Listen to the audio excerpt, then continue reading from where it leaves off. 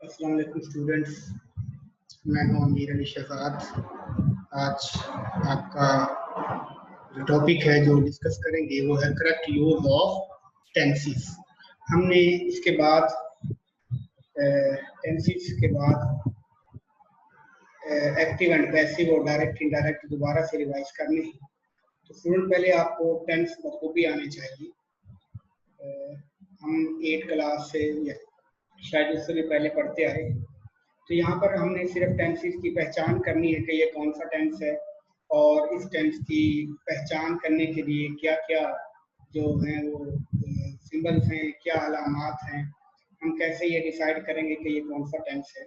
तो आज हम बात करेंगे प्रेजेंट इंडेफिनिट टेंस की और उस टेंस के सेंटेंसेस क्या होते हैं, अफर्मेटिव सेंटेंसेस किस तरह से बनाए जाते हैं, नेगेटिव कैसे बनते हैं, इंटरोगेटिव कैसे बनते हैं और डबल इंटरोगेशन यानी डब्ल्यू वाले लफ्ज के साथ जो है वो इंटरोगेटिव सेंटेंसेस कैसे बनाए जाते हैं।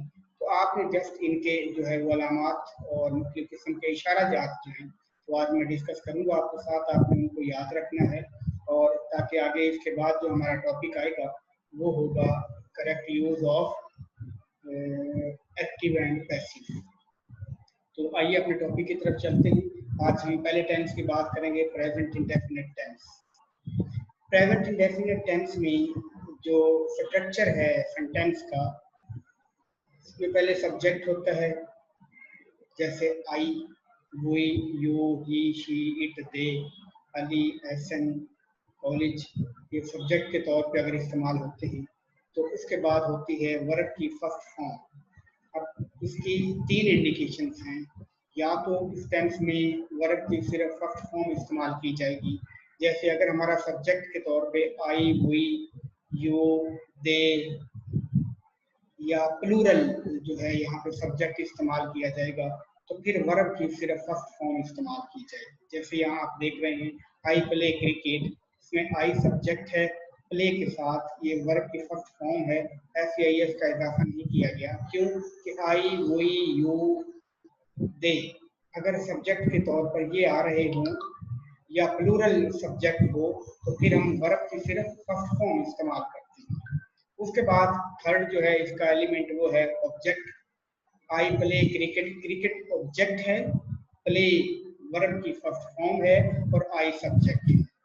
आगे देखिएगा, अगर वही का इस्तेमाल किया जाएगा, वही प्ले क्रिकेट यू के साथ, या प्लूरल हमारा सब्जेक्ट होगा तो you play cricket, they play cricket, इनके साथ वर्ब की फर्स्ट फॉर्म होगी, सब्जेक्ट होगा और ऑब्जेक्ट होगा। लेकिन अगर हमारा जो सब्जेक्ट है वो सिंगुलर है, जैसे ही, शी, इट है, या फिर सपोज करें सिंगुलर नेम है, अली है, अगर वो आ गया है ही, शी, इट, अली, अगर हमारे सब्जेक्ट ये आ जाएं तो फिर हमें वर्ब की फर्स्ट फॉर्म के साथ या एस का इजाफा करना पड़ता है या ई एस का इजाफा करना पड़ता है। अब यहाँ पर एक क्वेश्चन ये रेज होगा कि हमें कैसे पता चलेगा कि हमने एस का इजाफा करना है या ई एस का। तो मैं आपको सिंपल सी एक बात बताता हूँ कि अगर सब्जेक्ट ही, शी, इट हो और उसमें जो वर्ब इस्तेमाल हो रहा है, उस वर्ब के जो आखिरी स्पेलिंग है, जो स्पेल हैं, वो एस एच है, सी एच है, एस एस है, ओ है, तो फिर हम वर्ब की फॉर्म के साथ ई एस का इजाफा करेंगे। लेकिन अगर ही, शी, इट या सिंगुलर नेम है और ये स्पेलिंग जो मैंने अभी बताए हैं, सी एच, एस एस और ओ, तो फिर हम अगर ये स्पेलिंग नहीं है तो फिर हम एस का इजाफा करेंगे। तो शर्त ये है कि सब्जेक्ट जो है वो सिंगुलर हो या ही, शी, इट हो, तो फिर उसके साथ हम या एस या ई एस का इजाफा करेंगे। ई एस का इजाफा उस वक्त किया जाता है जब हमारे जो आखिरी स्पेलिंग वर्ब के होंगे वो सी एच होंगे, एस एस होंगे, एस एच होंगे या ओ होगा, तो फिर हम ई एस का इजाफा करेंगे।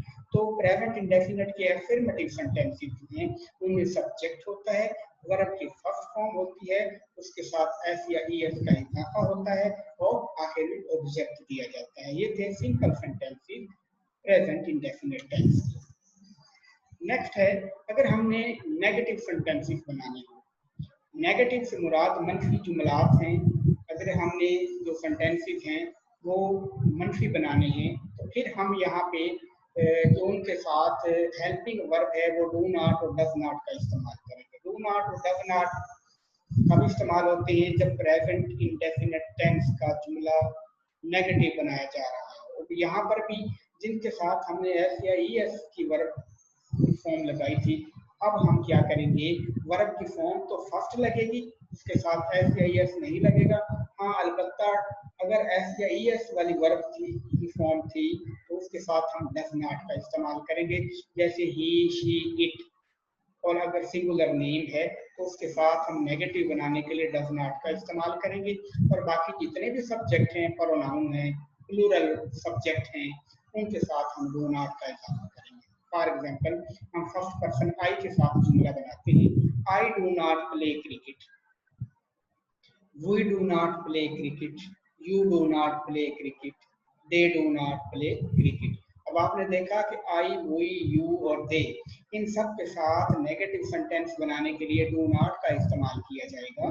और जो वर्ब की फर्स्ट फॉर्म है उसके साथ याद रखिएगा कुछ भी नहीं आएगा, simple first form of the verb और उसके बाद ऑब्जेक्ट इस्तेमाल होगा। और अगर ही, शी, इट या नाम आ गया है, सिंगल नेम है, जैसे ही, शी, इट और अली, इन इन इनको बतौर सब्जेक्ट इस्तेमाल करते हुए अगर हमने जुमला बनाना है तो हम कहेंगे he does not play cricket. और यहाँ पर भी आपने याद रखना है, जब डज नॉट लगा दिया जाए, नेगेटिव सेंटेंस हो या इंटेरोगेटिव हो, तो वर्ब की फॉर्म सिर्फ फर्स्ट इस्तेमाल की जाती है, उसके साथ किसी की फॉर्म का एस या एस का इजाफा नहीं किया जाता।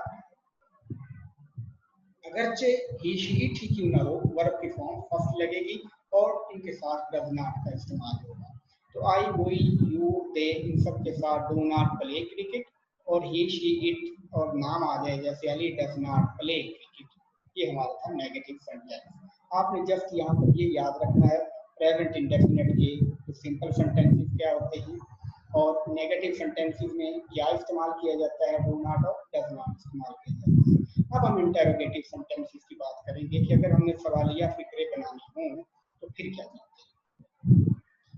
इंटेरोगेटिव सेंटेंसेस, इसमें डू और डज जो है ये बतौर हेल्पिंग वर्ब जुमले के स्टार्ट में इस्तेमाल किए जाएंगे, और जो जहां पर सेंटेंस का इख्तिताम होगा वहां पर हम साइन ऑफ इंटेरोगेशन इस्तेमाल करेंगे। जैसे आई के साथ अगर जुमला बनाना हो तो हम कहेंगे do I play cricket. Structure क्या है कि डू और डज स्टार्ट में इस्तेमाल होंगे, उसके बाद सब्जेक्ट इस्तेमाल होगा, फिर फर्स्ट फॉर्म इस्तेमाल की जाएगी और उसके बाद ऑब्जेक्ट होगा और आखिर पे साइन ऑफ इंटेरोगेशन होगा। तो आई, वी, यू, दे, इनके साथ हम डू का इस्तेमाल करेंगे आगाज में। Do I play cricket, do we play cricket, do you play cricket और डू दे प्ले क्रिकेट। यहाँ पर हमने देखा कि डू का इस्तेमाल शुरू में किया गया, वर्ब की फॉर्म फर्स्ट इस्तेमाल की गई और आई, वी, यू, दे ये बतौर सब्जेक्ट इस्तेमाल किए गए और आखिर में क्रिकेट ऑब्जेक्ट था और उसके बाद साइन ऑफ इंटेरोगेशन था। डज कहाँ इस्तेमाल होगा? जहाँ पर हमारा सब्जेक्ट ही, शी, इट या अकेला नाम आ जाए, जैसे स्टूडेंट, जैसे अली, जैसे ड्राइवर। अगर ये हमारे सब्जेक्ट आ रहे हों सेंटेंसेस में तो फिर हम उनसे पहले सवालिया फिक्रे बनाने के लिए, इंटेरोगेटिव सेंटेंस बनाने के लिए डज का इस्तेमाल करेंगे। तो does he, she, it, Ali, driver play cricket. अब यहाँ पर आपने एक बात याद रखनी है, इंटेरोगेटिव हो या नेगेटिव सेंटेंसेस हो, इनमें हेल्पिंग वर्ब जो है वो डू डज इस्तेमाल होता है और वर्ब की फॉर्म फिर फर्स्ट लगेगी सबके साथ। डज वहां इस्तेमाल होगा जहां ही, शी, इट और अकेला नाम आ जाए, वहां पर डज शुरू में लगेगा और बाकी सबके साथ डू शुरू में लगाया जाएगा। तो इंटेरोगेटिव सेंटेंस बनाने के लिए हमने स्ट्रक्चर देखा कि डू और डज, फिर सब्जेक्ट आएगा, फिर वर्ब की फर्स्ट फॉर्म आएगी और उसके बाद ऑब्जेक्ट होगा। स्टूडेंट, हमारा लास्ट आज का टॉपिक प्रेजेंट इंडेफिनिट के डबल इंटेरोगेशन। डबल इंटेरोगेशन इसलिए हम कहते हैं कि डब्ल्यू वाले जो लफ्ज होते हैं जैसे why, when, which, where, what and how जो है, ये हमारे पास जो है ये इंटेरोगेटिव वर्ड्स कहलाते हैं। उसके बाद हमारा हेल्पिंग वर्ब वो भी इस्तेमाल होगा, डू और डज। तो इसलिए इनको डबल इंटरोगेशन इसलिए कहते हैं कि डब्ल्यू वाला लफ्ज शुरू में, उसके बाद डू डज, और फिर सब्जेक्ट वर्ब की फर्स्ट फॉर्म और ऑब्जेक्ट का इस्तेमाल किया जाएगा। इनको आपने देखना है कि सबसे पहले हम डब्ल्यू वाला लफ्ज जैसे what, why, where, when, which and how, ये अगर शुरू में इस्तेमाल करेंगे हम, उसके बाद हम ये देखेंगे कि हमारा सब्जेक्ट जो है वो ही, शी, इट या नाम तो नहीं है।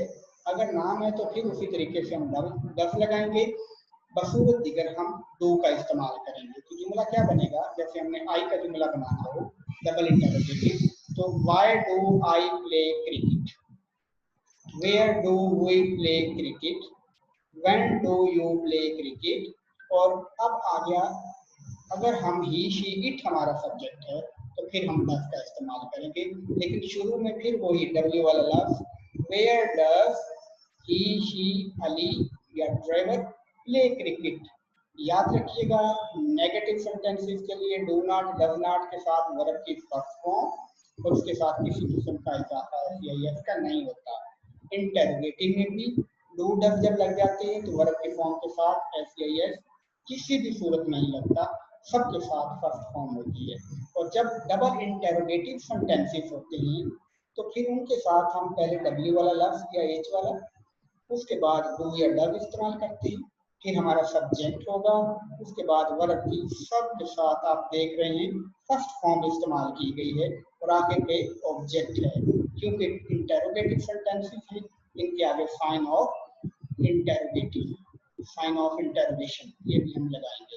तो स्टूडेंट आज का सिंपल सा ये आसान सा टेंस था, जो पहले भी कई बार आप इसको जो है रिपीट कर चुके हैं, क्योंकि अब हमने इसके बाद एक्टिव टेंसेस स्टार्ट करने हैं, तो इन टेंसेस की अलामात आपको आना जरूरी है। तो आज के दोबारा से मैं अब रिवाइज करता चलूँ कि प्रेजेंट इंडेफिनिट टेंस फिर हाल मुतलिक होता है, इसमें मौजूदा दौर में किसी एक्टिविटी के होने के शवाहिद दिखते हैं, और अगर हम उर्दू में इन सेंटेंसेस की ट्रांसलेशन करें तो आखिर में वही जो सिंपल तरीके से स्टार्ट में बताया जाता है कि इनके साथ ता है, दी है, दे हैं, ताहू वगैरह का जो है वो शवाहिद मिलते हैं।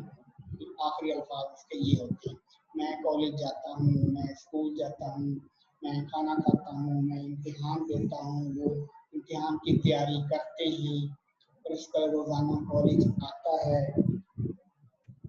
उस्ताद हमें पढ़ाते हैं। ये जो जुमले हैं ये हाल ही की बातें की जा रही हैं, तो इनमें हमें क्या करना होता है, पहले सब्जेक्ट लगाते हैं, फिर हम वर्ब की फर्स्ट फॉर्म इस्तेमाल करते हैं और फिर ऑब्जेक्ट लगाते हैं। अगर हमें नेगेटिव बनाने हो तो डू नॉट और डज नॉट का इस्तेमाल किया जाता है, और अगर हमें इंटरोगेशन बनाना हो जुमला तो फिर हम डू और डज स्टार्ट में लगाते हैं, डज ही, शी के साथ लगता है, और वो बाकी तमाम जितने भी प्रोनाउन या सब्जेक्ट होते हैं उनके साथ लगाया जाता है। तो स्टूडेंट आपने टू द पॉइंट की बुक में से इस टेंस की जो है वो प्रैक्टिस कर लेनी है, और कम से कम आपने 10 जुमले जो है वो प्रेजेंट इंडेफिनिट के अपनी कॉपी पे लिख के मुझे सेंड करना है। इंशाल्लाह नेक्स्ट प्रेजेंट कंटिन्यूअस के साथ हाजिर होंगे। अपना ख्याल रखिएगा। अल्लाह हाफिज।